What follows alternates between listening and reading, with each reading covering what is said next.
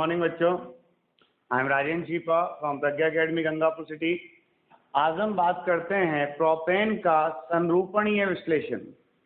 तो प्रोपेन का संरूपणीय विश्लेषण में कितने संरूपण होंगे? तो इसका एज इट इज एथेन के समान है, बस एथेन में एक हाइड्रोजन है और यहाँ पर उस हाइड्रोजन के स्थान पर CH3 ऐसे, ये आपने ऐसे ले लिया CH3, CH2 और CH3।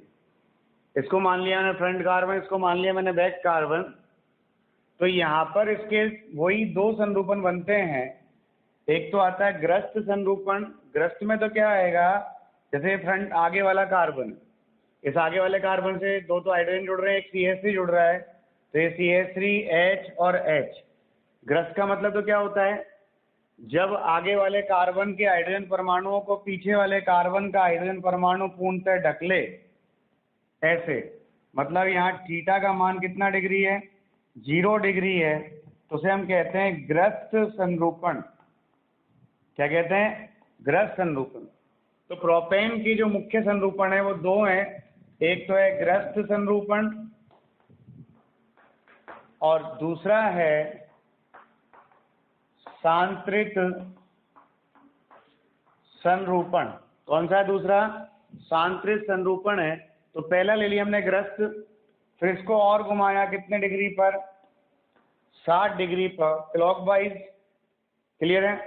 क्लॉकवाइज घुमाएंगे तो आप यहाँ देखिएगा, घुमाने में क्या करना है आपको, आगे वाले कार्बन का को तो जैसे ही जैसे रखना है एज इट इज, CH3H और H, और पीछे वाले कार्बन घुमाना 60 पर। तो ये H घुमाया, ये यहाँ आ जाएगा, ये H यहाँ आ जाएगा और ये H यहाँ आ जाएगा। क्या बनेगा? H, H और H। तो ये कौन सा संरूपण हो गया यहाँ पर? थीटा बराबर 60 डिग्री, और इसका नाम क्या है? सांत्रित संरूपण। क्लियर? और इस ग्रस्त और सांत्रित के बीच में बहुत सारे संरूपण बनते हैं जिन्हें हम कहते हैं स्क्यू संरूपण। क्या कहते हैं भाई? जैसे ये बना CH3H, H, H, H और H। तो यहाँ जो थीटा है वो 60 डिग्री से छोटा होगा और 0 डिग्री से बड़ा होगा, तो इन्हें हम कहते हैं स्क्यू संरूपण। क्या कहते हैं इनको? हम स्क्यू संरूपण कहते हैं। क्लियर है? तो अब आप देखिएगा यहाँ पर ये कहलाता है स्क्यू संरूपण। तो ये ग्रस्त हो गया, ये सांत्रित हो गया, ये स्क्यू हो गया। इनकी संख्या कितनी होती है? हमेशा अनंत होती है। कितनी होती है? हमेशा अनंत होती है। अब देखो, इसको पुनः मैं 60 डिग्री पर घुमाऊंगा तो आप देखिए, ये यहाँ घुमाया तो ये H तो यहाँ आ जाएगा, ये H यहाँ चला जाएगा, ये H यहाँ चला जाएगा। तो 60 डिग्री में घुमाने पर वापस क्या आएगा? ग्रस्त आएगा। तो 60 और 60 कितना हो गया? 120 डिग्री हो गया ना भाई, जीरो कंपेरिजन में। फिर इसके बाद दोबारा घुमाएंगे तो 60 पर, तो ये आएगा। तो 120 और 60 180 डिग्री हो गया। फिर इसको घुमाएंगे 60 पर, तो ये आएगा वापस, कितना हो गया? 240 डिग्री हो गया। और ये फिर 300 डिग्री हो गया, और ये फिर 360 डिग्री हो गया। तो इन डिग्रियों पर तो प्राप्त होता है कौन सा ग्रस्त? कौन कौन सी पर? 0, 120, 240, 360। और यहाँ प्राप्त होता है सांत्रित 60, 180 और 300 डिग्री पर। किसके लिए? प्रोपेन के लिए। और स्क्यू इनके बीच में प्राप्त होगा, 0 से 60 डिग्री के बीच में कौन होगा? वो कहलाएंगे स्क्यू, और उनकी संख्या जो होगी वो अनंत होगी। क्लियर है? अब हम बात करें इनकी ऊर्जा और इनके स्थायित्व की। क्लियर है? तो हम बात करें ऊर्जा की, तो ऊर्जा सबसे ज्यादा किसकी होगी वो देखिएगा। तो ग्रस्त संरूपण में ये CH3 है, क्लियर, और ये H है, दोनों ऐसे एक दूसरे को ढक रखा है। क्लियर? सांत्रित संरूपण में ये ऐसे आ गए। तो यहाँ ग्रस्त में देखिएगा दूरी सबसे कम है, तो यहाँ पर कौन सा फैक्टर लगेगा? H प्रतिकर्षण, H प्रतिकर्षण, और यहाँ RH प्रतिकर्षण। R मतलब CH3H प्रतिकर्षण। तो ये प्रतिकर्षण लगेगा यहाँ पर। CH3, ये CH3 हो गया और ये H हो गया, ये दोनों पास पास है। तो ग्रस्त संरूपण में दोनों हाइड्रोजन परमाणु के मध्य दूरी न्यूनतम है, और CH3 और H के बीच में भी दूरी न्यूनतम है। और जब दूरी न्यूनतम है तो उनमें प्रतिकर्षण जो होगा वो अधिकतम होगा, और प्रतिकर्षण अधिकतम होगा तो ऊर्जा भी अधिकतम होगी, तो यहाँ ऊर्जा अधिकतम है किसकी? ग्रस्त संरूपण की। क्लियर? और फिर बात करें सांत्रित की, तो सांत्रित में ये CH3 है और ये H है, तो यहाँ पर ये सांत्रित ऐसे है बिल्कुल एक 60 डिग्री पर, तो इन दोनों के बीच में दूरी क्या है? अधिकतम है। और जब इन दोनों के बीच में दूरी अधिकतम है तो प्रतिकर्षण न्यूनतम होगा, और प्रतिकर्षण न्यूनतम होगा तो ऊर्जा भी न्यूनतम होगी। तो यहाँ अपन बात करें सांत्रित संरूपण में दूरी न्यूनतम है तो प्रतिकर्षण भी न्यूनतम है, तो ऊर्जा न्यूनतम हो गई। और बात करें स्क्यू की, तो स्क्यू में CH3 और H के मध्य दूरी जो है वो ग्रस्त से तो ज़्यादा है बट सांत्रित से कम है, और सांत्रित से कम है तो यहाँ प्रतिकर्षण ग्रस्त से तो कम होगा और सांत्रित से ज़्यादा होगा। और जब प्रतिकर्षण ग्रस्त से कम होगा, सांत्रित से ज़्यादा होगा, तो यहाँ ऊर्जा ग्रस्त से तो कम होगी और सांत्रित से ज़्यादा होगी। मतलब एक लाइन में बोलें तो स्क्यू संरूपण की ऊर्जा ग्रस्त और सांत्रित संरूपणों के मध्य में पाई जाती है। तो यहाँ पे हो गया ये स्क्यू संरूपण। क्या हो गया? ये स्क्यू संरूपण, ये ऊर्जा का क्रम हो गया। अब अगर अपन बात करें स्थायित्व का क्रम कि सर स्थायित्व का क्रम क्या होगा, तो स्थायित्व सबसे ज्यादा किसका होगा? स्थायित्व आप जानते हैं ऊर्जा का उल्टा होता है, सबसे ज्यादा सांत्रित का होगा, फिर स्क्यू का होगा और फिर ग्रस्त का होगा। कोई कंफ्यूजन? ये है स्थायित्व का क्रम। अब हम यहाँ पर इसका ग्राफ बनाते हैं, वो देखिएगा। कोई प्रॉब्लम है? क्लियर? तो आप यहाँ ग्राफ देखिएगा, ग्राफ कैसा आएगा वो देखिएगा, है ना। ये अपन याद रखते हैं कि सांत्रित कितने पर बन रहा है? सांत्रित बन रहा है कितने पर? 60 पर, 180 पर और 300 डिग्री पर। क्लियर? अब यहाँ पे हम ग्राफ देखें तो मैंने यहाँ पे ले ली स्थितिज ऊर्जा और यहाँ पे मैंने ले लिया घूर्णन कोण। क्या ले लिया मैंने? घूर्णन कोण। यहाँ मैंने घूर्णन कोण ले लिया 0 डिग्री, 60 डिग्री, 120 डिग्री और 180 डिग्री। मिनिमम में 4 तो लेना ही है, आप चाहें तो 240 डिग्री भी ले सकते हैं और 360 तक कितना भी ले सकते हैं। यहाँ पर हम बात करें एक औसत ऊर्जा होगी जो न्यूनतम ऊर्जा होगी, जो किसकी होगी? सांत्रित की होगी। तो ये सांत्रित की ऊर्जा मैंने खींच दी यहाँ पर। क्लियर है? ये सांत्रित की ऊर्जा मैंने यहाँ पर खींच दी। क्लियर? अब देखें 0 डिग्री पर कौन सा संरूपण पाया जा रहा है? ग्रस्त। क्लियर? तो 0 डिग्री पर ग्रस्त है, ग्रस्त की ऊर्जा अधिकतम है, तो 0 डिग्री पर ग्रस्त है और ग्रस्त की ऊर्जा अधिकतम है। ये हो गया P। और फिर 60 डिग्री पर कौन सा? सांत्रित है, जिसकी ऊर्जा न्यूनतम है, तो ये 60 डिग्री पर हो गया सांत्रित Q। क्लियर? फिर 120 डिग्री पर ग्रस्त आएगा, तो 120 डिग्री पर ये ग्रस्त आ गया R। फिर 180 डिग्री पर सांत्रित आएगा S, और फिर 240 डिग्री पर ग्रस्त आएगा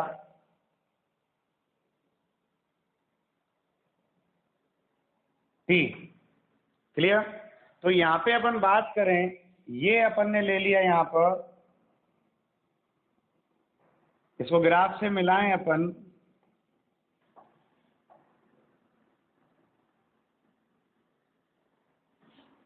ये ग्राफ अपन यदि मिलाएंगे इसका तो ये ऐसा जाएगा। क्लियर है?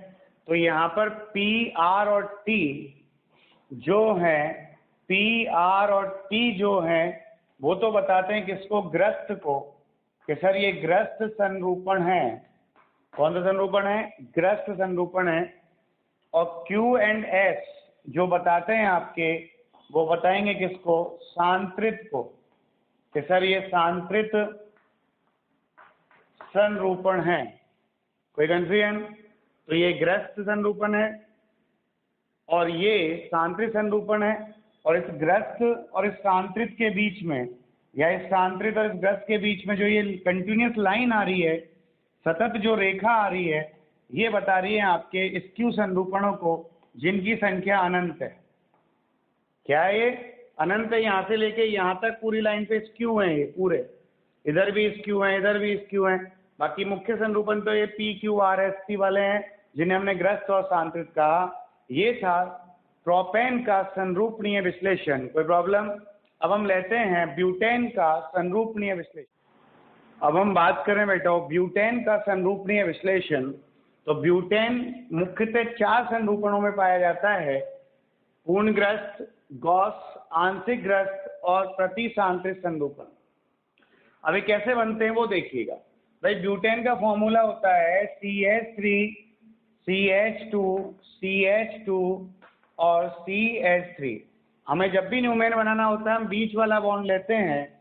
जब तक वो कोई बॉन्ड का स्पेशली नंबर नहीं दे कि ये कार्बन लेना है तो हमें बीच वाला ही लेना है, ये और ये कार्बन। क्लियर? तो हमने यहाँ पर C2 और C3 कार्बन ले लिया। तो यहाँ पर C2 C3 कार्बन लिया तो C2 कार्बन पर क्या है भाई, एक तो CH3 जुड़ रहा है और 2 हाइड्रोजन जुड़ रहे हैं। क्लियर है? और C3 कार्बन पर एक CH3 है। तो पहले अपन को वो रूप बनाना है जिसमें समान समान को ढक ले, बस ये रूप बनाना सबसे पहले। तो CH3 को ढक ले, H को ढक ले और H को ढक ले। तो यहाँ थीटा कितना डिग्री हो गया? 0 डिग्री हो गया। तो यहाँ देखो CH3 ने CH3 को ढका, H ने H को ढका, इधर भी H ने H को ढका। ये CH3 को ढक रहा है, H को ढक रहा है और यहाँ पर भी H को ढक रहा है। मतलब बड़ा समूह बड़े समूह को ढक रहा है, छोटा समूह छोटे समूह को ढक रहा है और इधर भी छोटा समूह छोटे समूह को ढक रहा है। मतलब पूरा ढकेगा। और जब पूरा ढकने में आएगा तो इसे कहेंगे अपन पूर्णग्रस्त। क्या कहेंगे इसे? पूर्णग्रस्त संरूपण कहेंगे। किसका? ब्यूटेन का। क्लियर? फिर इसको अपन ने घुमाया 60 डिग्री पर, और जब इसको मैं 60 डिग्री पर घुमाऊंगा तो आप ये देखिएगा आगे वाले कार्बन को तो पकड़ के रखिएगा और पीछे वाले कार्बन को घुमा दें अपन CH3H और H। इसको पकड़ा यूं घुमा दिया तो ये CH3 कहाँ गया? यहाँ। ये H कहाँ गया? यहाँ। ये H कहाँ गया? यहाँ। तो देखो ये CH3 तो आ गया यहाँ। क्लियर? ये वाला जो H था वो आ गया यहाँ और ये वाला जो H था वो आ गया आपके यहाँ। तो ये कहलाता है आपके गॉस संरूपण। क्या कहलाता है? गॉस। फिर इसको घुमाया कितने पर? दोबारा से 60 डिग्री पर। और दोबारा से जब 60 डिग्री पर घुमाएंगे तो ये कितना आएगा? यहाँ पर आएगा CH3 है, ये आगे वाला जैसा रखा। अब इसको घुमाया 60 पर तो ये CH3 यहाँ पहुँच जाएगा, ये H यहाँ पहुँच जाएगा और ये H यहाँ पहुँच जाएगा। तो आप देखो CH3 पीछे पहुँच गया है और ये वाला जो H था वो यहाँ पहुँच गया और ये वाला H था वो यहाँ पहुँच गया। तो यहाँ जो थीटा था ना गॉस में वो कितने डिग्री का था? 60 डिग्री का। और यहाँ जो थीटा है वो अब 120 डिग्री का हो गया ना भाई। 60 है और 60 है, शुरू से गिनना है, 120 हो गया। अब यहाँ पर देखें अपन, एक छोटे समूह को बड़ा समूह ढक रहा है और इस बड़े समूह को छोटा समूह ढक रहा है। मान लो ये बड़ा समूह है, इसको छोटा समूह ढक रहा है, तो क्या ये पूर्णतः ढक पाएगा? नहीं ढक पाएगा। ये आंशिक रूप से ढकेगा और आंशिक रूप से ढकेगा तो इसे कहेंगे अपन आंशिक ग्रस्त संरूपण। कौन सा हो गया? आंशिक ग्रस्त संरूपण। और जब इसको और दोबारा से 60 डिग्री पर घुमाते हैं तो यहाँ पर अपन यहाँ देखें तो ये CH3 है, ये H है, ये H है और फिर इसको घुमाएंगे 60 डिग्री पर दोबारा से। तो देखो ये CH3 यहाँ आ गया, ये H यहाँ चला गया और ये H यहाँ आ गया। तो यहाँ तो ये H आया, यहाँ ये CH3 आया और यहाँ पर ये H आया। आया कि नहीं आया? फिर पूर्णतः ग्रस्त हो गया ना भाई, सॉरी पूर्णतः एक दूसरे के विपरीत हो गए। यहाँ थीटा कितना हो गया? 180 डिग्री का हो गया। और जब दो समान समूह एक दूसरे से अधिकतम दूरी पर होते हैं तो उसे कहते हैं सांत्रित। क्या कहते हैं? सांत्रित संरूपण। अब चूंकि यहाँ पर दोनों CH3 समूह एक दूसरे के विपरीत हैं, तो इसे कहेंगे अपन प्रतिसांत्रित। क्या कहेंगे इसे अपन? प्रतिसांत्रित संरूपण कहेंगे। क्लियर है? तो ब्यूटेन के मुख्यतः 4 संरूपण हैं। पहला है पूर्णग्रस्त संरूपण। इसमें क्या होता है, बड़े समूह को बड़ा समूह ढक रहा है और छोटे समूह को छोटा समूह से ढक रहा है, मतलब CH3 को CH3 ढक रहा है और H को H ढक रहा है, तो ये कहलाएगा पूर्णग्रस्त। फिर 60 पर घुमाया तो ये CH3 यहाँ आ गया। क्लियर है? तो ये कहलाएगा गॉस, क्योंकि CH3 दोनों समान समूह अधिकतम दूरी पर नहीं है। अधिकतम दूरी तो ये रही, जो अधिकतम दूरी है वही तो सांत्रित कहलाएगा, तो ये कहलाएगा गॉस। फिर तो 60 पर घुमाया तो ये आएगा ऐसा। तो यहाँ देखो, छोटे को बड़ा ढक रहा है, बड़े को छोटा ढक रहा है, ऐसे। और जब बड़े को छोटा ढक रहा है तो क्या ये पूर्णतः ढक पा रहा है? इसको नहीं ढक पा रहा, और नहीं ढक पा रहा है इसका मतलब क्या है? ये कहलाएगा आपका आंशिक ग्रस्त संरूपण। क्लियर? फिर हम बात करें प्रतिसांत्रित संरूपण की, तो यहाँ पर जब इसको 60 डिग्री पर और घुमाएंगे तो ये आ जाएगा जिसमें दोनों समान समूह एक दूसरे के विपरीत हो गए, तो ये कहलाएगा प्रतिसांत्रित संरूपण। तो हम बात कर रहे हैं इनके ऊर्जा और स्थायित्व की, तो यहाँ 2 फैक्टर काम करेंगे।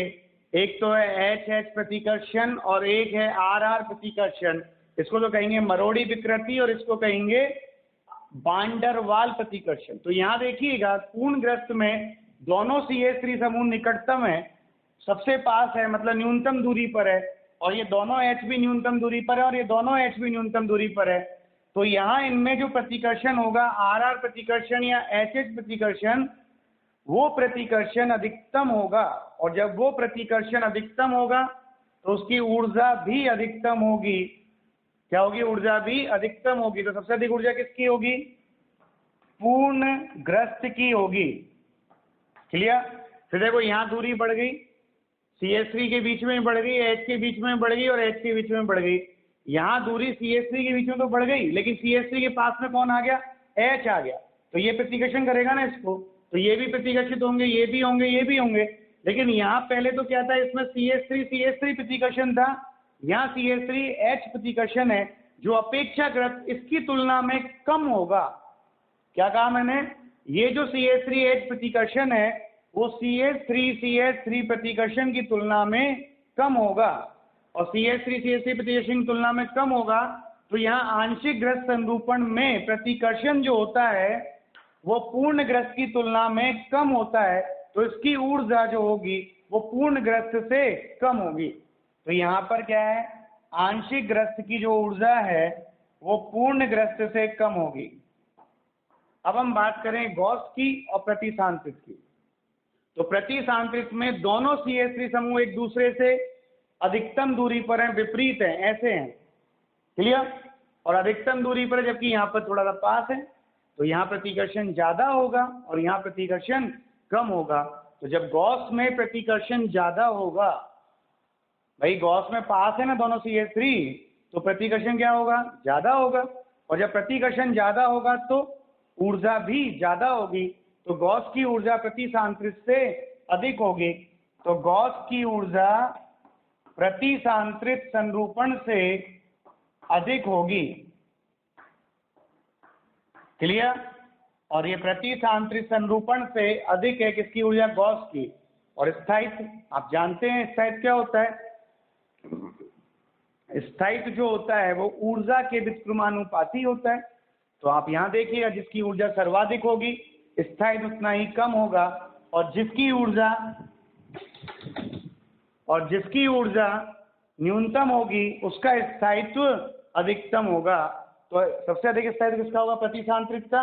और सबसे कम स्थायी किसका होगा? पूर्णग्रस्त का। तो स्थायित्व क्या होता है? पूर्णग्रस्त का सबसे कम, फिर आंशिक ग्रस्त का थोड़ा सा ज्यादा, और फिर गॉस का उससे ज्यादा स्थायित्व, और प्रतिसांत्रित का, प्रतिसांत्रित संरूपण का स्थायित्व जो होगा वो सर्वाधिक होगा। तो ऐसे मॉलिक्यूल्स में जिनमें इन 2 कार्बन से कोई और समूह जुड़ा हुआ है, बस वो समूह H बंद नहीं बनाने चाहिए, तब तो सबसे अधिक स्थिरांक किसका होगा, प्रतिसांद्रित का होगा, और फिर उससे कम गॉस का, और सबसे कम स्थिरांक पूर्णग्रस्त का होगा। कोई कंफ्यूजन है तो आप बताइए। क्लियर? तो देखिए यहाँ 0 डिग्री पे तो क्या बना, पूर्णग्रस्त, 60 डिग्री पे क्या आया, गॉस, 120 पे क्या आया, आंशिक ग्रस्त, 180 पे क्या आया, प्रतिसांद्रित। फिर इसको और घुमाएं 60 पर, तो देखो इसको पकड़ के घुमाओ 60 पर, तो ये यहाँ आ जाएगा H, ये H यहाँ चला जाएगा, ये CH3 यहाँ आ जाएगा, एज इट इज बनेगा, बस ये CH3 इधर होगा। क्लियर है? तो 240 पर कौन बना, आंशिक ग्रस्त बना। फिर जब ये CH3 यहाँ पर आएगा तो इसको दोबारा घुमाएंगे अपन ऐसे, तो ये CH3 यहाँ पहुंच जाएगा, तो ऐसा ही बनेगा ना, बस ये CH3 इधर होगा। तो 300 डिग्री पर कौन सा बनेगा, गॉस बनेगा, और 360 पर वापस से हमें पूर्णग्रस्त प्राप्त होगा।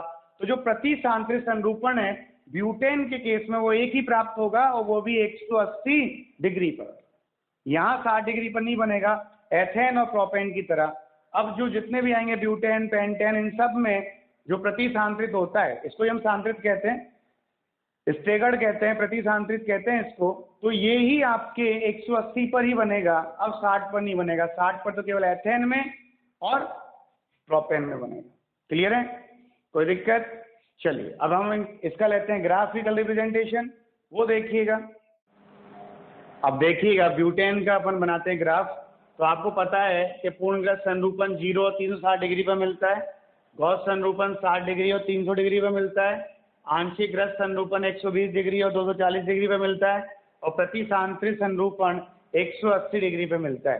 तो यहाँ जो ये 0 डिग्री है, इस 0 डिग्री पर जो बनेगा वो कौन सा बनेगा, पूर्णग्रस्त बनेगा, जिसकी ऊर्जा सर्वाधिक होगी। तो ये 0 डिग्री पर मैंने बनाया पूर्णग्रस्त, जिसकी ऊर्जा सर्वाधिक हो गई P। उसके बाद 60 डिग्री पर आएगा आपका गॉस। गॉस की ऊर्जा जो प्रतिसांद्रित है, भाई औसत ऊर्जा किसकी प्रतिसांद्रित की है, उससे थोड़ी सी ज्यादा होती है, तो गॉस की ऊर्जा थोड़ी सी ज्यादा हो गई प्रतिसांद्रित से ही है, PQ। और फिर 120 डिग्री पर आएगा आपके आंशिक ग्रस्त। आंशिक ग्रस्त जब 120 पर आएगा तो आंशिक ग्रस्त की ऊर्जा जो थी वो क्या थी, पूर्ण ग्रस्त से थोड़ी सी कम थी। मैं क्रम लिख देता हूं यहाँ पर ऊर्जा का। तो जो ऊर्जा का क्रम था वो था पूर्ण ग्रस्त, पूर्ण ग्रस्त के बाद आंशिक ग्रस्त, फिर गॉस, और फिर प्रतिसांद्रित। ये क्रम था ऊर्जा का। क्लियर है? तो यहाँ पर देखिएगा आंशिक ग्रस्त की ऊर्जा जो होगी वो इस पूर्ण ग्रस्त की ऊर्जा से थोड़ी सी ज्यादा होगी, सॉरी, इस पूर्ण ग्रस्त की ऊर्जा थोड़ी सी कम होगी, तो इससे थोड़ी कम हो गई, Q के बाद R। फिर 180 डिग्री पे कौन प्राप्त होगा, प्रतिसांद्रित, जो सबसे न्यूनतम ऊर्जा पे होगा, ये हो गया आपका S। और फिर 240 पर दोबारा से कौन प्राप्त हो रहा, आंशिक ग्रस्त, ये वाला। तो 240 पर आ गया ये वाला S के बाद T। क्लियर है? आंशिक ग्रस्त। फिर 300 पर वही गॉस जो इस फॉर्म पे, इस वाले लेवल पे आएगा, और फिर फिर कौन सा, पूर्ण ग्रस्त। क्लियर है? तो यहाँ पर 0 डिग्री पे तो बना P, तो हमने यहाँ से P से चला Q पे, और Q से गए R पे, और R से गए S पे, और S से गए T पे। क्लियर? तो यहाँ पे आप देखिएगा P जो है, P तो बताता है आपके पूर्ण ग्रस्त को, Q जो है ये बताता है आपके गॉस को, किसको बताता है, सॉरी, Q गॉस को बता रहा है, R जो है वो बता रहा है आपके आंशिक ग्रस्त को, T भी किसको बता रहा है, आंशिक ग्रस्त को, और जो S बता रहा है ये बता रहा है प्रतिसांद्रित को। किसको बता रहा है, प्रतिसांद्रित को। तो ये जो एनर्जी होती है ये होती है 19.0 किलो जूल प्रति मोल। ये जो एनर्जी होती है ये है 13 किलो जूल प्रति मोल। और ये जो एनर्जी है ये है आपके 3.8 किलो जूल प्रति मोल। ओके, ये एनर्जी है इनकी, कोई प्रॉब्लम? तो ये है आपके ब्यूटेन का संरूपनीय विश्लेषण। कोई प्रॉब्लम हो तो आप बताइएगा। क्लियर? इन डिग्री के हिसाब से मैंने सारी चीज बना दी। ऊर्जा ये रख रही है, जिसकी ऊर्जा सबसे ज्यादा उसको सबसे ऊंचा लिख दिया, थोड़ी सी कम है उसको थोड़ा नीचे लिख दिया, और कम है उसको और नीचे लिख दिया, और ये सबसे कम है उसको यहाँ लिख दिया। क्लियर? बात करें उन अणुओं का संरूपणीय विश्लेषण जिनमें अंतः अणु का H बंध पाया जाता है, मतलब जिनमें H बंध बनने की संभावना होती है, उन अणुओं का संरूपणीय विश्लेषण की अपन बात करें तो यहाँ पर आप देखिएगा, जैसे आपने ये ले लिया, ये यहाँ पे CH2OH लगा दिया और ये G लगा दिया, तो पहले तो ये समझ लेंगे H बंध बनता कहाँ पर है। H बंध तभी बनेगा या उन्हीं यौगिकों में बनेगा जिनमें हाइड्रोजन परमाणु more electronegative atom O, N और F से जुड़ा हो, पहली चीज, और साथ ही उस अणु में एक और अधिक विद्युत ऋणी परमाणु इनमें से भी कोई एक उपस्थित होना चाहिए जुड़ने के अलावा। तो यहाँ पे मैंने ले लिया OH, OH के अलावा जो G है वो G इनमें से कोई भी एक हो सकता है, OF हो सकता है, OH हो सकता है, CHO हो सकता है, COOH हो सकता है, CN हो सकता है, NH2 हो सकता है, NHR हो सकता है, NR2 हो सकता है। क्लियर है? और भी कुछ हो सकते हैं, बस ये कि वो अधिक विद्युत ऋणी होना चाहिए, O, N और F उसमें आना चाहिए, तो वहां पे अंतः अणु बनने की संभावना होती है। तो अपन यहाँ देखिए, इनमें थोड़ा सा ट्विस्ट आएगा, इसमें बनेंगे तो चार ही। कौन कौन से? पूर्णग्रस्त, आंशिक ग्रस्त, गॉस और प्रतिसांद्रित, बनेंगे तो चार ही। लेकिन उन चार को देखने के लिए हमें देखना है कि यहाँ पे स्थायित्व क्या है, क्या उनका स्थायित्व ब्यूटेन के समान? क्या बोला मैंने? क्या उनका स्थायित्व ब्यूटेन के समान है? क्लियर है? तो हमें वो देखना है या उससे भिन्न है वो देखना है। तो हम यहाँ पर देखें, जैसे हमने एक एग्जाम्पल ले लिया एथिलीन ग्लाइकॉल, CH2OH और CH2OH, तो इसके चार फॉर्म बनेंगे। चार फॉर्म क्या क्या बनते हैं देखो। पहला फॉर्म बनाया अपन ने, तो पहले आपको जब भी जो भी मॉलिक्यूल देगा उसका बनाना हो, तो ये जो दोनों सेम ग्रुप हैं या इस कार्बन कार्बन जुड़े हुए जो दो डिफरेंट ग्रुप्स हैं उनको पहले पूर्ण ग्रस्त में बना दें। आप ऐसे OH को OH ढक रहा है, H को H ढक रहा है और इस H को H ढक रहा है, तो ये बन गया आपका पूर्ण ग्रस्त, theta equals to 0 degree. Any confusion? अब इसको हमने घुमाया कितने डिग्री पर? 60 डिग्री पर। कितने डिग्री पर घुमाया इसको? 60 डिग्री पर घुमाया। तो 60 डिग्री पर घुमाएंगे तो मुझे क्या करना है? फ्रंट वाला कार्बन पकड़ के रखना है ऐसे कैसे, ये OH आ गया, ये H आ गया और ये H आ गया, इसको घुमाया तो ये OH यहाँ आ गया और ये H यहाँ आ गया और ये H यहाँ आ गया, तो इसे कहेंगे अपन गॉस संरूपण। क्या कहेंगे इसे? गॉस। फिर इसको घुमाया अपन ने दोबारा से 60 डिग्री पर, और जब 60 डिग्री पर घुमाएंगे तो ये OH इधर आएगा और ये H इधर आएगा, तो ये इधर चला गया और ये इधर चला गया। देखो आप पकड़ो, क्लियर? और चला गया तो यहाँ पे क्या बनेगा, है ना? आप जब भी किसी अणु का बनाएंगे तो यही तरीका रखेंगे। ये नहीं सर मुझे कहाँ लगाने ग्रुप, कहीं लगाने, सबसे पहले आपको पूर्ण ग्रस्त बनाना है, फिर 60 डिग्री पे घुमाते जाओ, वही बनेंगे, उनके अलावा कुछ भी नहीं बनाना आपको, इतना ध्यान रखें। ठीक, अब ये OH यहाँ आ गया, ये H यहाँ आ गया और ये वाला H यहाँ चला गया, तो बेटा जी हो ये कहलाएगा आंशिक ग्रस्त। क्या कहलाएगा? आंशिक ग्रस्त। क्लियर? और फिर यहाँ पर हमने इसको 60 डिग्री पर और घुमाया क्लॉकवाइज उसी डायरेक्शन में, तो आप यहाँ देखिएगा, यहाँ पे क्या आएगा? OH, H और H, इसको पकड़ के घुमाया तो ये OH यहाँ आ जाएगा और ये H यहाँ जाएगा और ये H यहाँ जाएगा, और यहाँ पर दोनों OH एक दूसरे के विपरीत हो गए, तो ये कहलाएगा प्रति सांतरित। अब यहाँ पर देखिए 4 संरूपण तो बन गए, ये तो बना सकते हैं आप, क्लियर है ना भाई। इनमें कुछ नहीं करना, आपको स्टार्ट करना है पूर्ण ग्रस्त से। किससे स्टार्ट करना है? पूर्ण ग्रस्त से स्टार्ट करना है, और फिर धीरे धीरे वो 60 डिग्री पे घुमाते हुए जाना, 60 60 60, अपने आप ये चारों बन जाएंगे। उससे क्या होगा, आपकी गलतियां नहीं होंगी। सर इस ग्रुप को कहाँ रखूं कहाँ नहीं रखूं, ये भी तो बन सकता था। नो, नहीं बन सकता था। आप सबसे पहले पूर्णग्रस्त बनाइए। पूर्णग्रस्त करना, समान को समान से ढकिए और उसके बाद फिर चलते जाइए, 60 60 डिग्री पर घुमाते जाइए, अपने आप आपका आंसर आता जाएगा। क्लियर? अब हम यहाँ पे बात करें कि सर इनमें स्थायित्व किसका अधिक होता है, तो अब आप एक लाइन सुन लें जो इसमें आपको विशेष ध्यान देनी है। वो लाइन क्या है?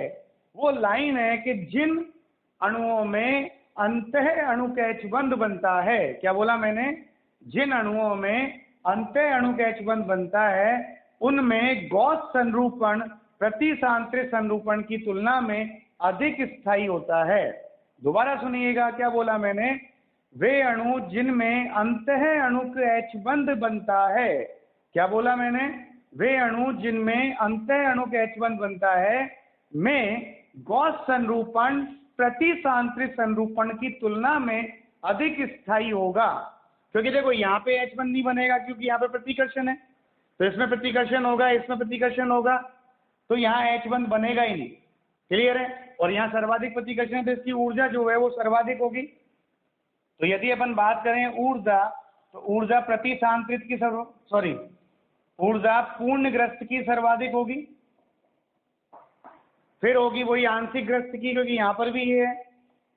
अब हम बात करें इन दोनों की, आंशिक ग्रस्त, तो यहाँ हाइड्रोजन के बीच में दूरी जितनी है उतनी यहाँ पर भी है, सेम है, तो ये वाला प्रतिकर्षण तो सेम है। फिर यहाँ देखो ये H बंध बनाता है, जबकि यहाँ दूरी OH समूह के बीच में बहुत अधिक होने के कारण ये H बंध का निर्माण नहीं करता। यहाँ पर भी H बंध नहीं बनेगा, यहाँ H बंध बनाता लेकिन यहाँ प्रतिकर्षण बहुत ज्यादा है, इस कारण H बंध का निर्माण नहीं करेगा। क्लियर है? तो यहाँ जो H बंध बनता है वो इसमें ही बनता है, गॉस में। और कैसे बनेगा वो देखिएगा, ये ऐसे बनेगा। कौन सा H बंध है बेटा जी? ये अंतः अणुक H बंध है। कौन सा है ये? अंतः अणुक H बंध। और आप जानते हैं कि जिन अणुओं में अंतः अणुक H बंध बनता है उन अणुओं में एक कीलेट वलय का निर्माण होता है, एक चक्रीय वलय का निर्माण होता है जिसे हम कहते हैं कीलेट वलय। और जिन यौगिकों में कीलेट वलय का निर्माण होता है वो अत्यधिक स्थायी होते हैं, इसे हम कीलेशन प्रभाव भी कहते हैं। क्या कहते हैं इसे? कीलेशन प्रभाव, जो हम कोऑर्डिनेशन केमिस्ट्री में पढ़ेंगे। क्लियर? तो यहाँ पर ये आ गया, अंतः अणु H बंध बनने के कारण कीलेट वलय का निर्माण हो रहा है, जिस कारण से इसका स्थायित्व अधिक होगा, तो गॉस की ऊर्जा फिर कम होगी। तो गॉस की ऊर्जा जो यहाँ पर आती है ना वो प्रतिसांत्रित से भी कम आती है, तो ये प्रतिसांत्रित से कम आती है। क्लियर? इसका ग्राफ नहीं बनाना, आपको केवल ये समझना कौन अधिक स्थायी है। तो आप क्या सीखे? स्थायित्व की बात करें तो जिन अणुओं में अंतः अणु का H बंध बनता है उनमें गॉस संरूपण सबसे अधिक स्थायी होगा, और जिन अणुओं में अंतः अणु का H बंध नहीं बनता है उनमें प्रतिसांत्रित संरूपण सर्वाधिक स्थायी होगा। Any confusion? और जब वो पूछे निम्न की सर्वाधिक स्थायी संरचना बनाइए, तो सबसे पहले आपको पूर्णग्रस्त बनानी है, और फिर देख लो अगर H बंध बन रहा है तो गॉस बना देना, और H बंध नहीं बन रहा तो वहां पर प्रतिसांत्रित बना देना। कोई कंफ्यूजन? तो यहाँ देखें स्थायित्व, पूर्णग्रस्त का स्थायित्व सबसे कम होगा, आंशिक ग्रस्त का स्थायित्व उससे थोड़ा सा ज्यादा होगा, और प्रतिसांत्रित का स्थायित्व जो होता है ना वो गॉस से कम होगा। भाई इतना ध्यान रखना, गॉस का स्थायित्व सर्वाधिक होगा। ये कंसेप्ट है। तो इसमें इंपॉर्टेंट क्या है? इसमें इंपॉर्टेंट है कि जहां पर H बंध बनता है क्या बनेगा? अंतः अणुक H बंध बनता है, उनमें क्या होता है? उनमें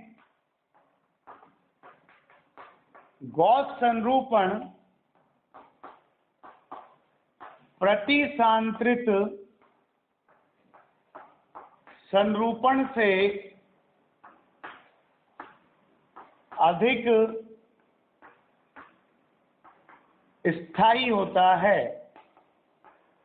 प्रतिसांत्रित संरूपण से अधिक स्थायी होता है।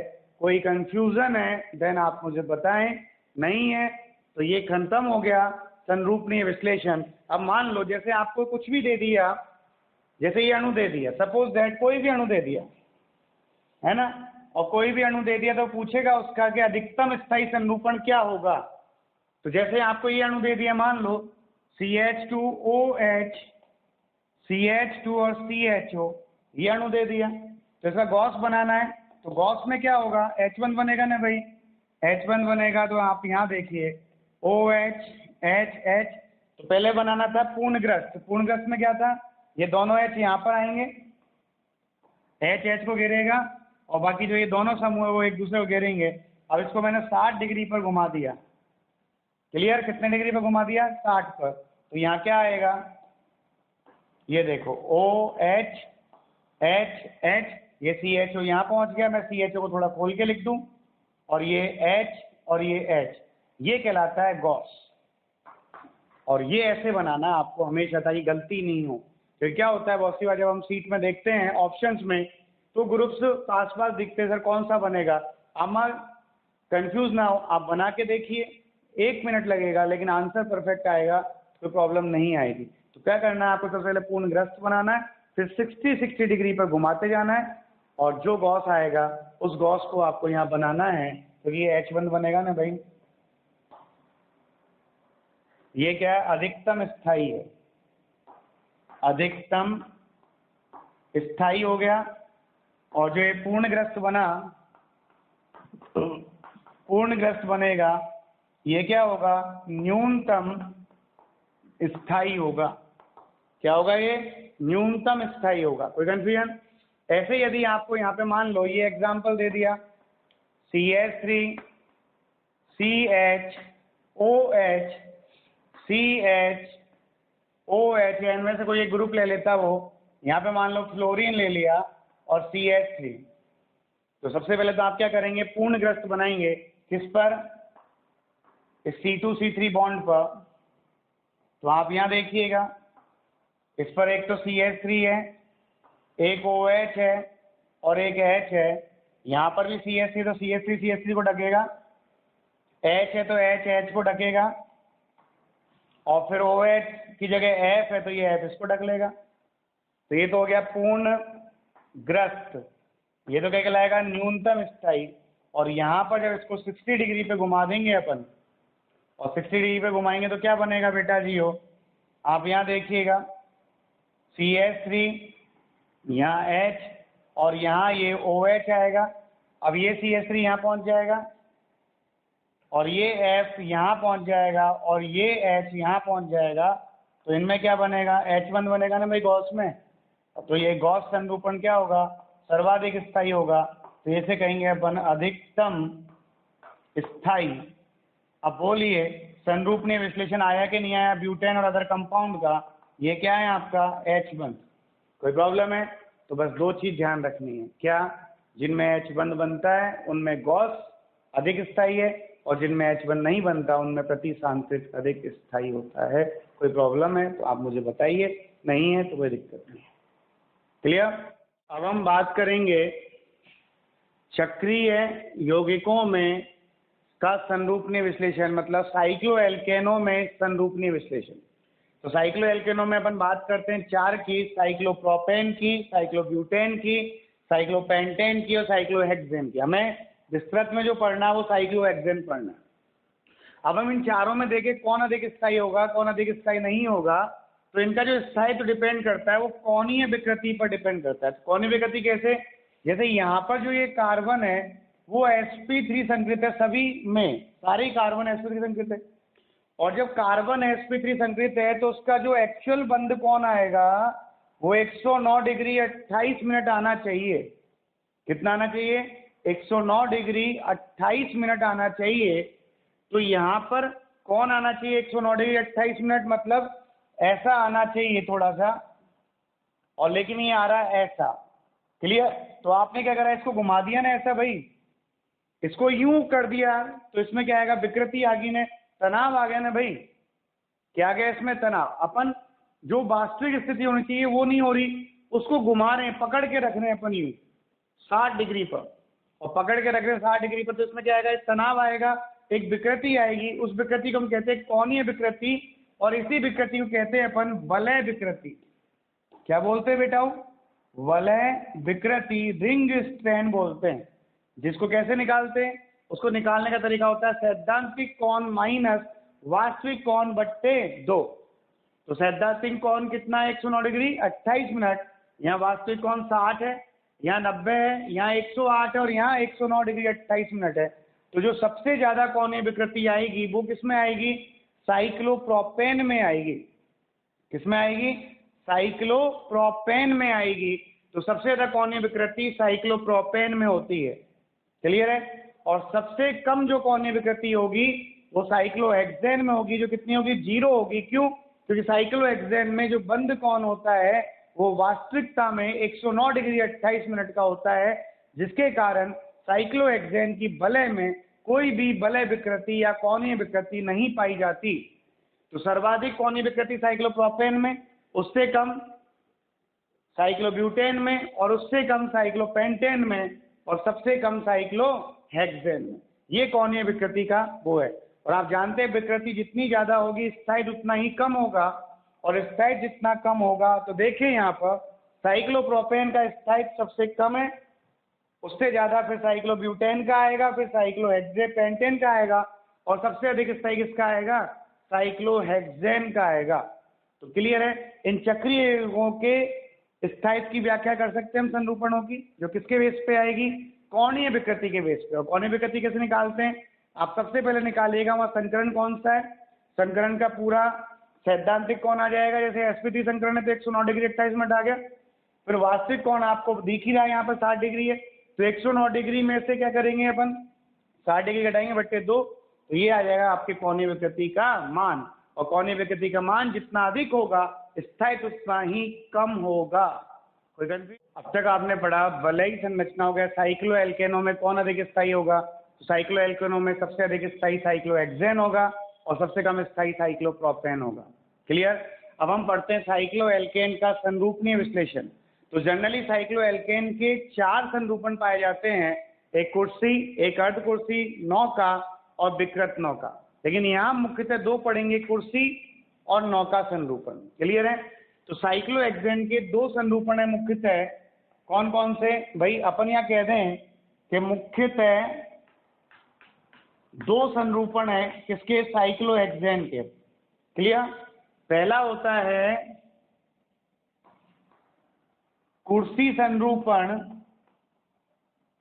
और दूसरा होता है नौका संरूपण। कुर्सी संरूपण को कहते हैं चेयर फॉर्म, और नौका संरूपण को कहते हैं बोट फॉर्म। क्लियर।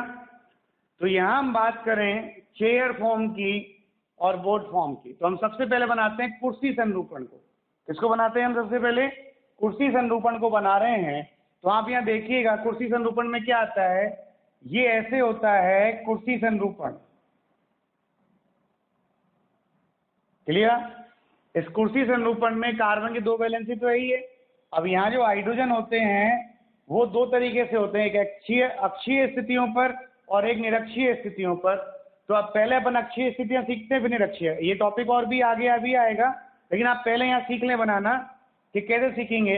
अक्षीय स्थिति या तो ऐसे जाती है आकाश की ओर, या ऐसे जाती है पाताल की ओर। क्लियर है। तो ये अक्षीय स्थिति इधर है, तो निरक्षीय ऐसे जाएगी, या इसको यूं मान लें ये सीधी है, तो निरक्षीय ऐसे तिरछी जाती है, तो ये इधर है। और ये फिर यूं है, तो इसकी निरक्षीय यूं जाएगी। तो ये अक्षीय हो गई एक H, और इसकी जब अक्षीय ऐसे ऊपर है तो उसकी दोनों निकटवर्ती स्थितियों पर अक्षीय स्थिति नीचे होगी। क्लियर। और फिर यहाँ पर इसकी अक्षीय स्थिति नीचे है तो यहाँ पर ऊपर होगी। क्लियर। और फिर यहाँ ऊपर है तो यहाँ नीचे होगी। क्लियर है। अब हम बात करें निरक्षीय स्थितियों की, तो निरक्षीय स्थितियां ऐसे जाएंगी ना, ये क्लियर है, ये अक्षीय और ये निरक्षीय है। अब ये अक्षीय है तो ये निरक्षीय इधर आएगी, ये इधर अक्षीय है तो इसकी निरक्षीय इधर आएगी, और ये अक्षीय है, ये ऐसे है तो इसकी निरक्षीय ऐसे आएगी, और ये ऐसे है तो इसकी निरक्षीय ऐसे आएगी, और ये ऐसे है तो इसकी निरक्षीय ऐसे आएगी। क्लियर है? ये हो गई कुर्सी संरूपण। क्लियर? अब इसका ये कौन सा रूप है? ये तो है सौहार्द सूत्र है इसका, किसका? कुर्सी संरूपण का। अब हम यहाँ पे बनाएं इसका न्यूमैन। न्यूमैन में आप देखिए, मैं नंबरिंग कर दूं इसकी कहीं से भी, आप यहाँ से नंबरिंग कर लीजिए 1 2 3 4 5 और 6। आपको सामने कौन दिख रहा है? यूं देखने पर 2 और 6 दिख रहा है, दो लाइन दिख रही है ना, अलग अलग दो कार्बन दिख रहे हैं, 2 और 6 है। तो यहाँ पे मैंने 2 कार्बन लिख लिए, तो 2 के लिए 2 सर्किल बनेंगे, 2 और 6, तो ये 2 नंबर कार्बन और ये 6 नंबर कार्बन। क्लियर? अब 2 नंबर कार्बन और 6 नंबर कार्बन, 2 के पीछे कौन है? 3 नंबर, तो ये 3 हो गया। 6 के पीछे कौन है? 5 नंबर, तो ये 5 हो गया। क्लियर? 2 और 6 आपस में जुड़ रहे हैं 1 नंबर से, वो भी नीचे, तो 2 और 6 आपस में जुड़ेंगे 1 नंबर से, वो भी नीचे। क्लियर? बाकी 2 पर क्या है? 2 हाइड्रोजन है, तो यहाँ पर जब 2 हाइड्रोजन दिखाने तो मुझे क्या करना पड़ेगा? 120 डिग्री कौन खींचना पड़ेगा? H और H। 6 नंबर पर भी 2 हाइड्रोजन है, तो यहाँ से भी मुझे 120 डिग्री कौन खींचना पड़ेगा? H और H। अब हम बात करें 3 और 5 नंबर की। 3 और 5 से क्या जुड़ रहा है? 4 नंबर, वो भी ऊपर की ओर। तो देखना ये एक दूसरे के बिल्कुल विपरीत है ना, तो यहाँ पे क्या आएगा? ऊपर आएगा ये। ठीक है, तो यहाँ पर जो 4 नंबर कार्बन है वो 3 और 5 वाले कार्बन से जुड़ रहा है ऊपर की ओर। जो ये दोनों 1 और 4 कार्बन एक दूसरे के बिल्कुल प्रतिस्थापित में है, तो मैंने 1 और 4 को प्रतिस्थापित में लिख दिया। फिर यहाँ पर देखिए 3 नंबर से 2 हाइड्रोजन है, तो इससे 120 डिग्री कौन बनाएंगे ना भाई? H और H, और यहाँ पर भी H और H। इसका मतलब जो कुर्सी संरूपण है उसमें सारे हाइड्रोजन प्रतिसांत्रित रूप में है, मतलब सांत्रित अवस्था में होते हैं, मतलब अधिकतम दूरी पर है, तो इनमें प्रतिकर्षण न्यूनतम होगा, तो ऊर्जा भी न्यूनतम होगी और स्थायित्व अधिकतम होगा। 1 नंबर पर देखो H इधर है एक, और एक H इधर है, और 4 नंबर पर जैसे दिख रहा है वैसे लगा दो, H इधर है और ये H इधर है। क्लियर है? ये क्या है? कुर्सी संरूपण का न्यूमैन सूत्र है। अब हम बनाए नौका संरूपण। ये ढंग से देखिएगा, नौका संरूपण हम बनाए तो ये नौका जैसा बनता है। ये हो गया नौका संरूपण। तो इसके ये जो 2 रूप होते हैं, यहाँ कोई अक्षीय निरक्षीय स्थिति नहीं होती, सारे निरक्षीय तो होते हैं ऐसे। तो ये अपन ने रख लिया H है, और बाकी H H H H H H और ये H और ये H। क्लियर? तो यहाँ देखो ये C1 कार्बन, ये C2, ये C3, ये C4, ये C5, ये C6। तो C1 और C4 का जो हाइड्रोजन है वो पास पास है, और पास पास है तो इसे कहते हैं फ्लैग पोल हाइड्रोजन। मतलब बिल्डिंग के टॉप पर क्या लगता है? झंडा लगता है, फ्लैग लगता है, तो फ्लैग पोल हाइड्रोजन, झंडा वाला हाइड्रोजन हो गया एक। और झंडा वाला हाइड्रोजन यहाँ पे न्यूनतम दूरी पर है, तो यहाँ इनमें एक प्रतिकर्षण पाया जाएगा जिसे हम कहते हैं फ्लैग पोल प्रतिकर्षण। क्या कहेंगे इसको? फ्लैग पोल प्रतिकर्षण कहेंगे। और इस प्रतिकर्षण के कारण ही नौका संरूपण जो होता है वो कुर्सी संरूपण की तुलना में कम स्थायी होता है। ठीक है, इसका न्यूमैन बना लें अपन इस बार। न्यूमैन से अपन स्थायित्व को और अधिक समझा देंगे। तो देखो सामने से देख रहे हैं 2 नंबर और 6 नंबर दिखेगा। ये 2 नंबर हो गया और ये 6 नंबर हो गया। 2 के पीछे 3 नंबर है, 6 के पीछे 5 नंबर। ओके, अब यहाँ देखिएगा 2 और 6 कार्बन जुड़ रहे हैं आपके किससे? 1 कार्बन नंबर से ऊपर की ओर। तो ये मैंने जोड़ दिया 1 नंबर कार्बन से ऊपर की ओर, ये 1 नंबर है, और बाकी 2 नंबर कार्बन पर 2 हाइड्रोजन है, ये H और ये H। यहाँ पर भी 2 नंबर का 6 नंबर कार्बन पर 2 हाइड्रोजन और है, ये H और ये। अब बचा 3 और 5 नंबर कार्बन, ये 3 और ये 5 नंबर कार्बन किससे जुड़ रहा है, ऊपर 4 नंबर से, दोनों ही ऊपर है, तो ये किस में आएंगे, ग्रस्त में आएंगे। तो ये 4 नंबर कार्बन हो गया ग्रस्त में, ये 4 नंबर हो गया। 4 के बाद 3 नंबर में 2 हाइड्रोजन है, तो मैंने 2 हाइड्रोजन दिखा दी, और यहाँ पर मैंने ये 2 हाइड्रोजन दिखा दी। ऐसे ही यहाँ पर ये 2 हाइड्रोजन आएंगी, और ऐसे ही यहाँ पर ये 2 हाइड्रोजन आएंगे। क्लियर है। तो 1 नंबर पर दोनों हाइड्रोजन ऐसे हैं ऊपर, H और H। 4 नंबर पर भी ये दोनों ऊपर ही है ऐसे। तो आप यहाँ देखो कि इन दोनों हाइड्रोजन के मध्य दूरी न्यूनतम होगी ना भाई, यहाँ पर भी दूरी न्यूनतम है, इनमें भी दूरी न्यूनतम, इनमें भी दूरी न्यूनतम, न्यूनतम न्यूनतम, ग्रस्त संरूपण आ गया। कौन सा आ गया, ग्रस्त। तो नौका संरूपण में ग्रस्त संरूपण होने के कारण प्रतिकर्षण बहुत ज्यादा होता है HH के मध्य, जिसे हम कहते हैं फ्लैग पोल प्रतिकर्षण। क्या बोलते हैं, फ्लैग पोल। कौन सा, पहला और चौथे कार्बन को कहते हैं फ्लैग पोल। पहला और चौथा इधर है, फ्लैग पोल बोर्ड बिल्डिंग के टॉप पर है, तो ये कहलाता है फ्लैग पोल का कार्बन, और उस पर प्रेजेंट हाइड्रोजन कहलाता है फ्लैग पोल हाइड्रोजन। और वहां जो रिपल्शन है, उनमें जो रिपल्शन होगा वो कहलाएगा फ्लैग पोल रिपल्शन। और इस रिपल्शन के कारण ही नौका संरूपण जो होता है वो कुर्सी संरूपण से कम स्थायी होता है। मतलब जो ऊर्जा है, ऊर्जा नौका संरूपण की ज्यादा होती है किससे, कुर्सी संरूपण से। तो स्थायित्व किसका ज्यादा होता है, स्थायित्व ज्यादा होता है किसका, कुर्सी संरूपण का स्थायित्व अधिक होता है किससे, नौका संरूपण से। क्लियर। कोई कंफ्यूजन है तो आप बताइएगा, कोई प्रॉब्लम है तो आप बताइएगा। इसे कहते हैं हम साइक्लोहेक्सेन का संरूपणीय विश्लेषण। कोई दिक्कत हो तो आप बताइए। क्लियर। तो साइक्लोहेक्सेन का ये नौका संरूपण है। आप देखिएगा नौका संरूपण में सारे हाइड्रोजन सांत्रित रूप में है, और ये ग्रस्त संरूपण है, इसमें सारे हाइड्रोजन ग्रस्त रूप में है। क्लियर है। नौका संरूपण में क्या है, सारे हाइड्रोजन ग्रस्त रूप में है, तो यहाँ प्रतिकर्षण अधिकतम है और यहाँ प्रतिकर्षण न्यूनतम है, तो इसकी ऊर्जा अधिकतम होगी और इसकी ऊर्जा न्यूनतम होगी, तो इसका स्थायित्व न्यूनतम होगा और इसका स्थायित्व अधिकतम होगा। सर्वाधिक स्थायी कौन होता है, कुर्सी संरूपण। कौन होता है, कुर्सी संरूपण। कोई कंफ्यूजन, वो तो कंप्लीट हो गया आपका कुर्सी और नौका में कौन अधिक स्थायी है। अब मान लो अगर मैं साइक्लोहेक्सेन के चारों रूपों को देख लूं तो उनमें कौन अधिक स्थायी होगा, उसका ग्राफ कैसे बनेगा वो देखिएगा। अर्ध कुर्सी होती है, एक नौका होती है, एक विकृत नौका होती है, कुर्सी होती है। कुर्सी तो ऐसी होती है, विकृत नौका ऐसी होती है, नौका ऐसी होती है, और अर्ध कुर्सी मतलब आधी कुर्सी दिखती है वो ऐसी होती है। तो यहाँ जो ऊर्जा है वो सबसे ज्यादा अर्ध कुर्सी की होगी, उससे कम नौका की होगी, उससे कम विकृत नौका की होगी, और सबसे कम ऊर्जा जो होगी वो कुर्सी संरूपण की होगी।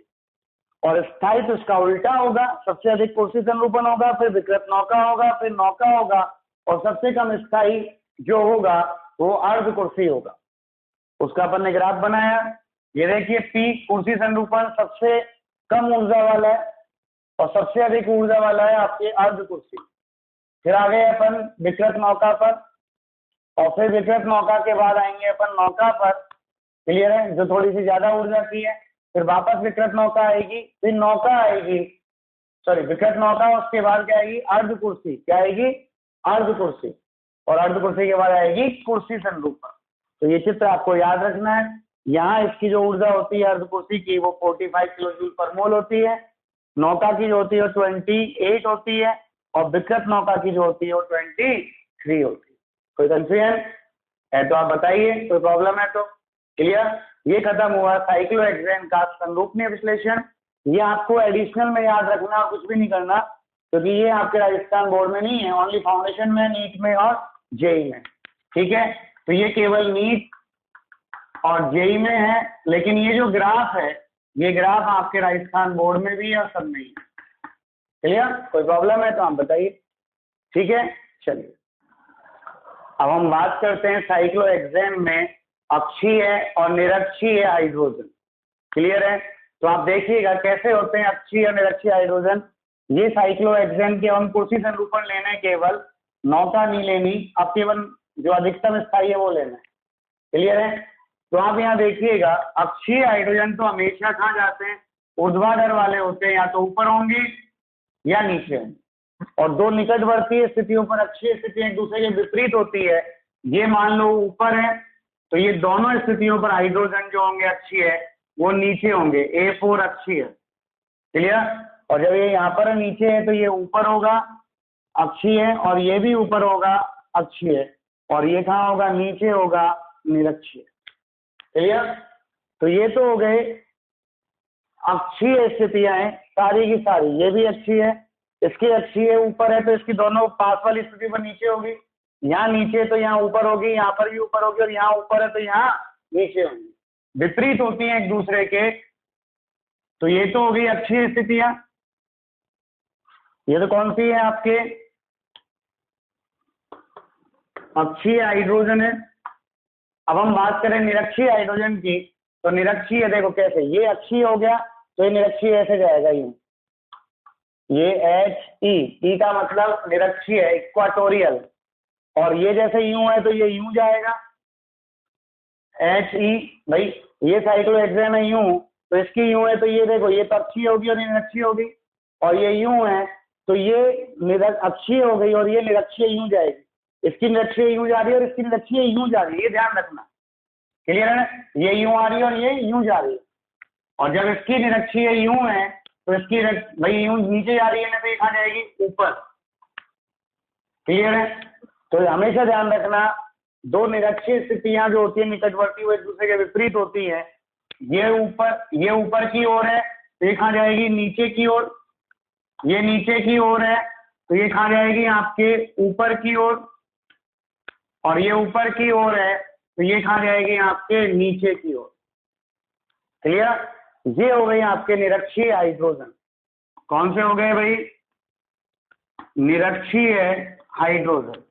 अब इनको अपन दोनों को एक साथ दिखाएं, तो दोनों को एक साथ दिखाने पर क्या होगा, आप देखिएगा, यहां पर मैंने इन दोनों को एक साथ दिखाया तो ये अक्षीय है और ये निरक्षीय, ये अक्षीय है और ये निरक्षीय है, ये अक्षीय है, ये निरक्षीय, ये अक्षीय है, ये निरक्षीय, ये अक्षीय है और ये निरक्षीय है, और ये अक्षीय है और ये निरक्षीय। क्लियर है? ये है साइक्लोहेक्सेन की अक्षीय व निरक्षीय स्थितियां या हाइड्रोजन। कोई प्रॉब्लम है तो आप मुझे बताइए। ये मैंने अलग अलग लिख दिया, अक्षीय को ये लिख दिया, निरक्षीय को ये लिख दिया, और इसमें दोनों ही लिख दिए अक्षीय और निरक्षीय स्थितियां। अब हम देखते हैं कि यहाँ पर जब इन स्थितियों पर होता है तो कौन से को सिस कहते हैं और कौन से को ट्रांस कहते हैं।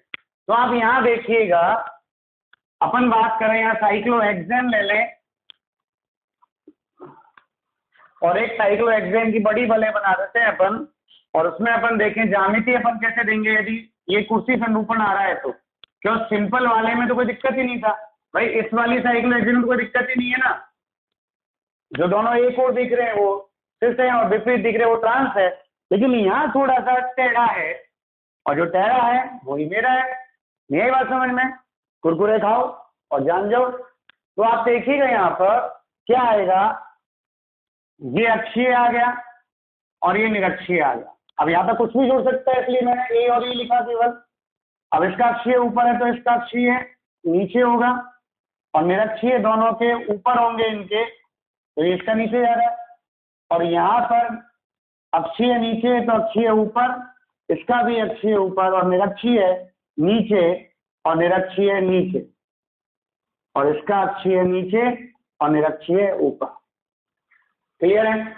अब यहाँ पे अपन देखें, अपन यहाँ बात करेंगे स्थिति की। स्थिति 1 2 देखेंगे, 1 3 देखेंगे, 1 4 देखेंगे, और यहाँ पे फिर समकक्ष की बात करेंगे और फिर विपक्ष की बात करेंगे कि कौन सा समकक्ष है और कौन सा विपक्ष है।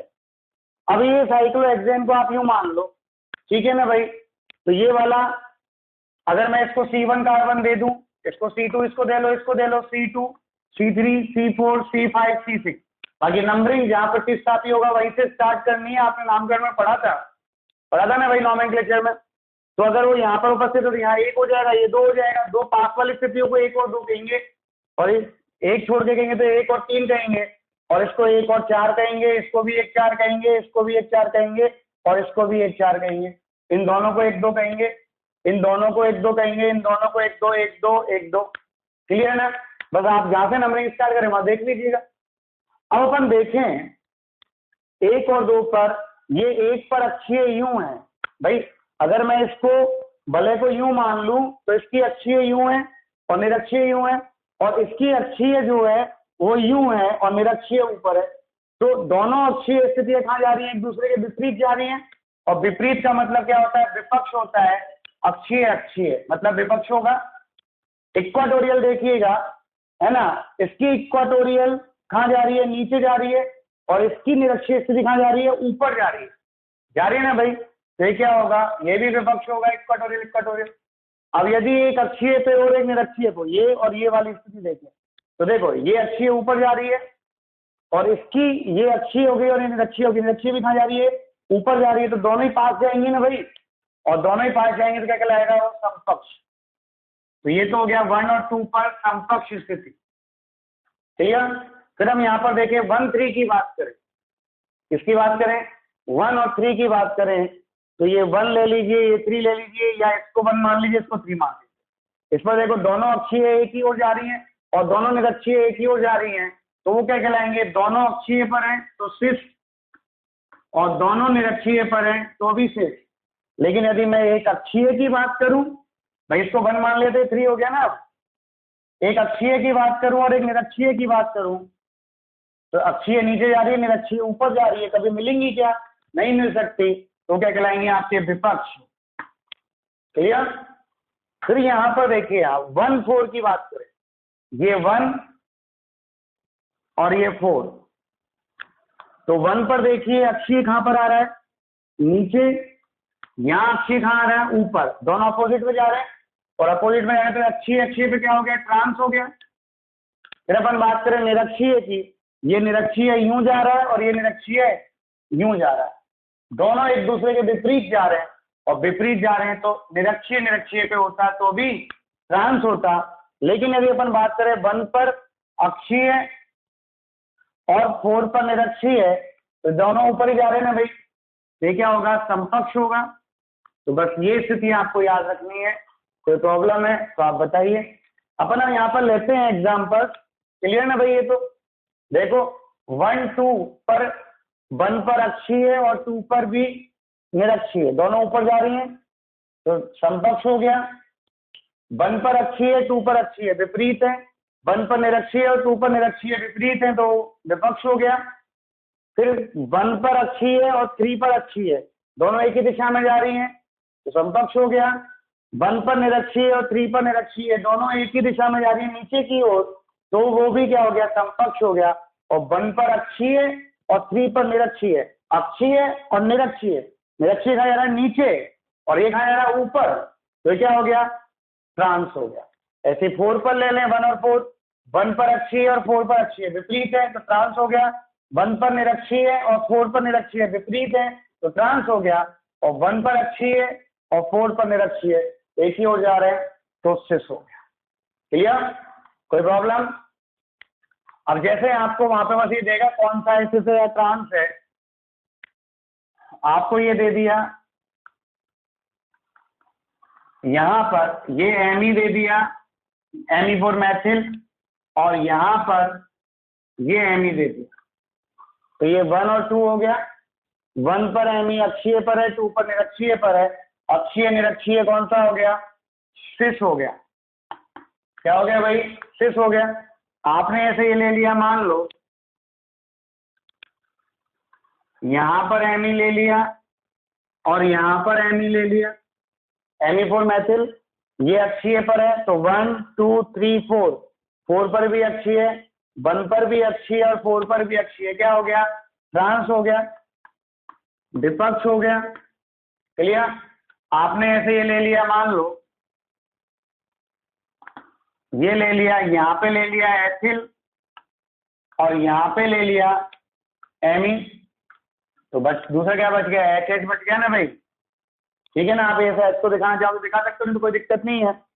यहाँ एथिल 1 2 3 हो गया, तो 1 पर तो मेथिल है कहाँ पर, अक्षीय पर, और 3 पर एथिल है निरक्षीय पर, और 1 पर और 3 पर, 1 पर अक्षीय और 3 पर निरक्षीय, तो क्या हो गया, ये विपक्ष हो गया, मतलब ट्रांस हो गया। पहचान सकते हैं आप, कोई प्रॉब्लम है तो आप बताइए, है क्या भाई, नहीं है। अब हम बात करते हैं स्थायित्व की, कि स्थायित्व किसका ज्यादा होता है किसका नहीं होता, इनमें कौन अधिक स्थायी होगा और कौन अधिक स्थायी नहीं होगा। स्थायित्व की बात करें, जब यहाँ पर साइक्लोहेक्सेन की कुशी संरूपण में कोई समूह जुड़ा हो तो कौन अधिक स्थायी होगा और कौन कम स्थायी होगा, आप उसकी बात करें। क्लियर है, तो जब कोई समूह जुड़ा होगा तो वो बड़ा समूह होगा, जो हाइड्रोजन तो छोटा समूह है।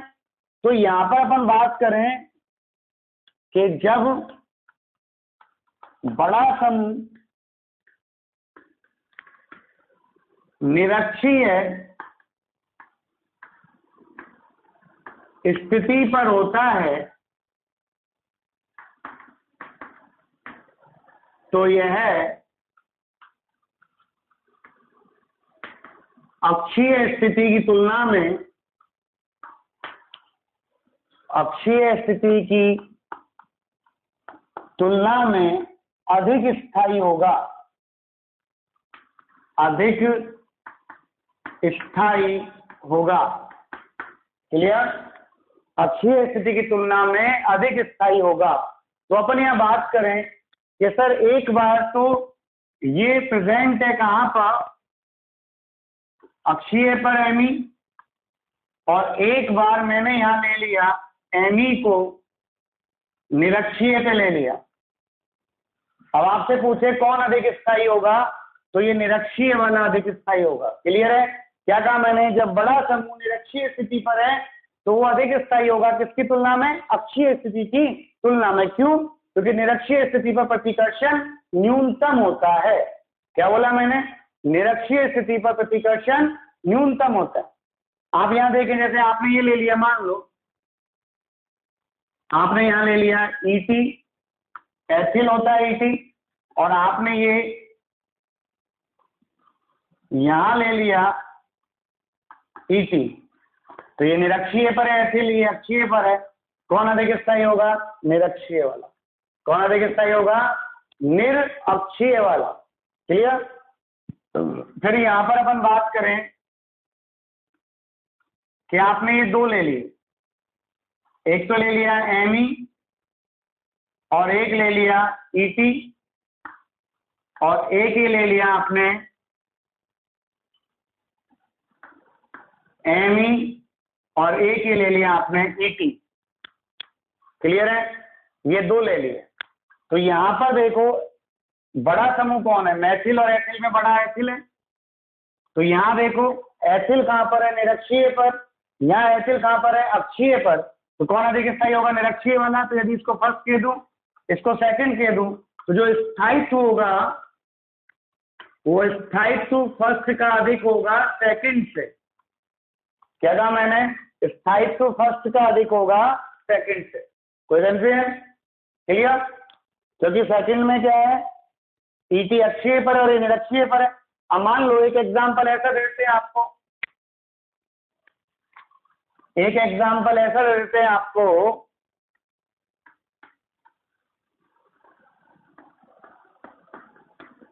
एमी और एमी, और एक दे देते हैं आपको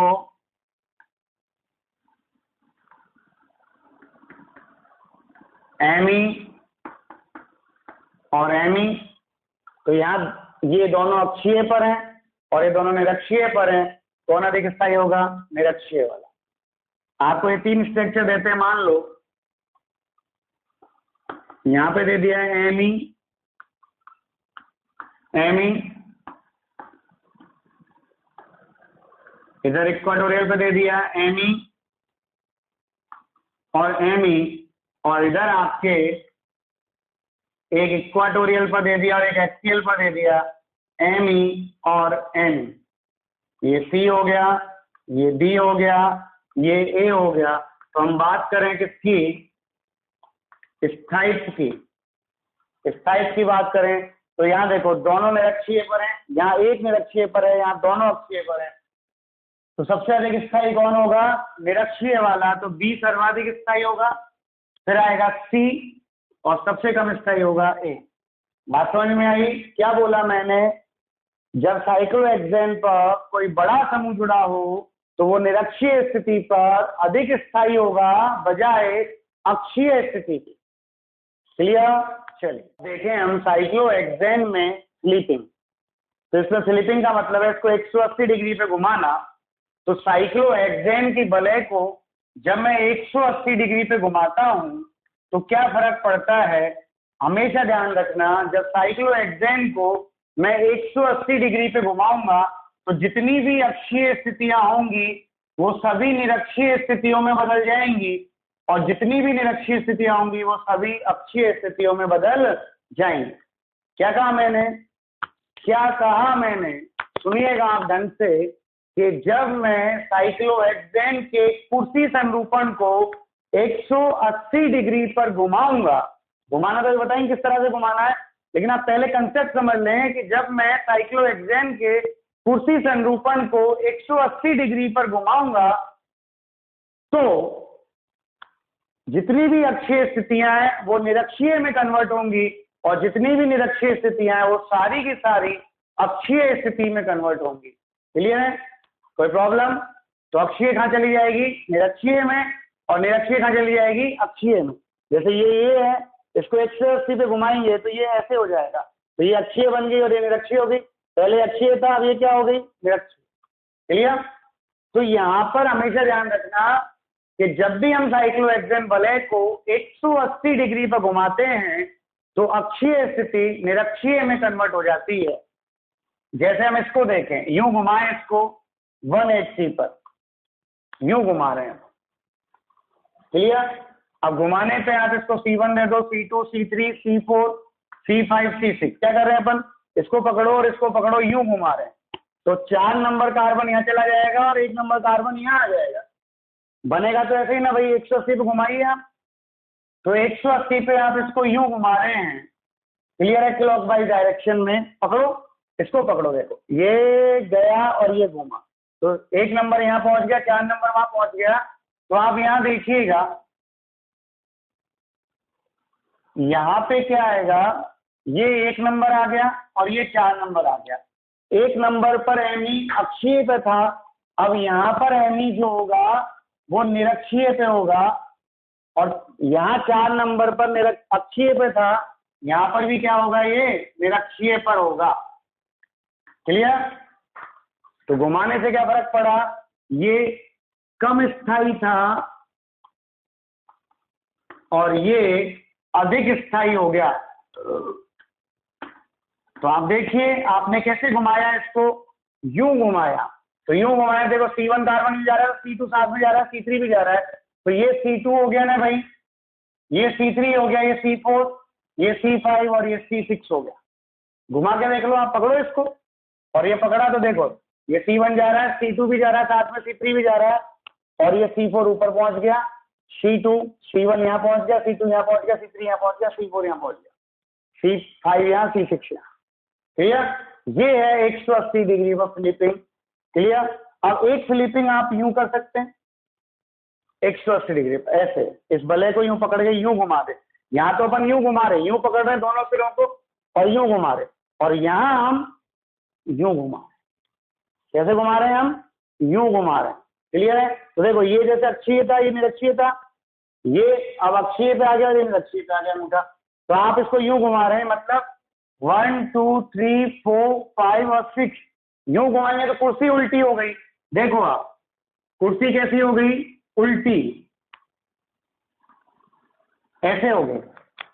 तो यहाँ पर ये यूं घुमाया तो C1 कार्बन नीचे आ गया, C2 ऊपर चला गया, तो ये C1 है, ये C2 है, C6 कहाँ आ गया, नीचे आ गया, ये C6 है। फिर यहाँ पर देखो इसको घुमाया तो C3 C5, C3 कहाँ पहुंच गया ऊपर, C5 कहाँ पहुंच गया नीचे, C3 ऊपर, C5 नीचे और C4 ऊपर। क्लियर? यहाँ पर एमी कहाँ है, C4 पर, अक्षीय पर है, तो यहाँ C4 पर एमी आएगी निरक्षीय पर, और यहाँ C1 पर एमी अक्षीय पर है, तो C1 पर एमी आएगी निरक्षीय पर। क्लियर? और आप जानते हैं जब बड़ा समूह निरक्षीय पर होता है तो वो अधिक स्थायी होता है। क्या होता है? अधिक स्थायी होता है। तो आप सबसे पहले समझ लें कि साइक्लोहेक्सेन का जो ये वाला फॉर्म है ये तो कम स्थायी है और वो अधिक स्थायी है, तो फिलिपिंग करी जाती है इस टाइप को प्राप्त करने के लिए।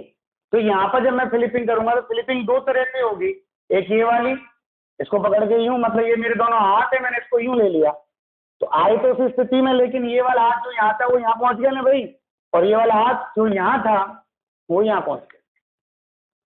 क्लियर है? तो देखो C1 कार्बन यहाँ आ गया, तो C1 के साथ साथ C2 भी जा रहा है, C3 भी जा रहा है, तो C2 यहाँ आ गया, C3 यहाँ आ गया, देखो C2 C3 C4 में पहुंच गए।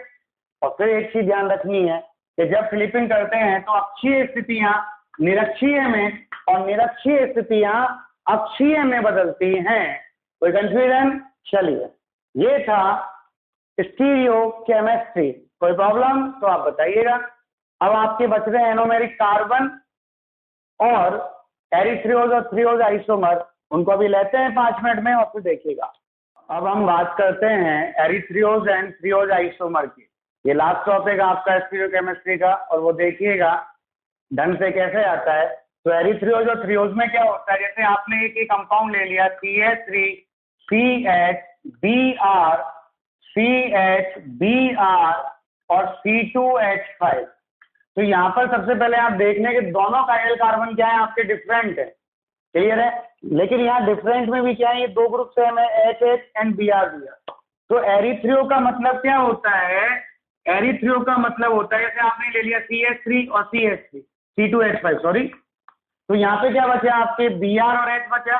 तो यदि दोनों Br एक ही साइड है, सेम ग्रुप, तब तो ये कहलाएगा एरिथ्रियो आइसोमर। क्लियर है? और जब ये दोनों Br एक दूसरे के अपोजिट है, ऐसे Br और Br और CH3 और C2H5 ये अपोजिट हैं, तो ये कहलाएगा आपके कौन सा? Threo isomer. समझ में आया? कुछ भी एग्जाम्पल ले सकते हैं आप, जैसे और एग्जाम्पल लें अपन। क्लियर? कोई भी एग्जाम्पल ले लिया अपन ने, जैसे एक एग्जाम्पल लिया सिंपल सा COOH और यहाँ पे दे दिया आपको OH H OH H और CHO। एक एग्जाम्पल ले लिया, और एक एग्जाम्पल आपने ले लिया यहाँ पर COOH OH OH H H और CH। अब यहाँ पर क्या देखना है, सबसे पहले देखना है कि भाई तीनों ग्रुप सेम नहीं होने चाहिए यदि दोनों कायरल कार्बन सेम हो गए, क्योंकि यहाँ प्लेन ऑफ सिमेट्री प्रेजेंट होगा ही नहीं एरिथ्रियोज और थ्रियोज में। क्लियर? तो यहाँ पर एक ग्रुप डिफरेंट हो गया, ये दो ग्रुप सेम हो गए। अब यहाँ पर अगर दोनों सेम ग्रुप एक ही साइड हैं, तब तो ये कहलाएगा एरिथ्रियो आइसोमर। एरिथ्रियो आइसोमर कब? जब दोनों सेम ग्रुप एक ही हो रहे हैं तो एरिथ्रियो, और जब दोनों सेम ग्रुप एक दूसरे के अपोजिट है तो ये कहलाएगा थ्रियो आइसोमर। क्या कहलाएगा ये? Threo isomer. क्लियर? तो सीधी सी बात याद रखनी है, एक ही ओर है समान समूह तो एरिथ्रियो, और विपरीत दिशा में है तो थ्रियो। Any confusion? ये खत्म होता है आपके स्टीरियोकेमिस्ट्री। अब आप शीट सॉल्व करिए और पूरी एक्सरसाइज सॉल्व कर लीजिएगा, फर्स्ट सेकंड थर्ड और फोर्थ। जहां दिक्कत आए आप मुझसे क्वेश्चन पूछिएगा, कोई प्रॉब्लम आए तो बताइए।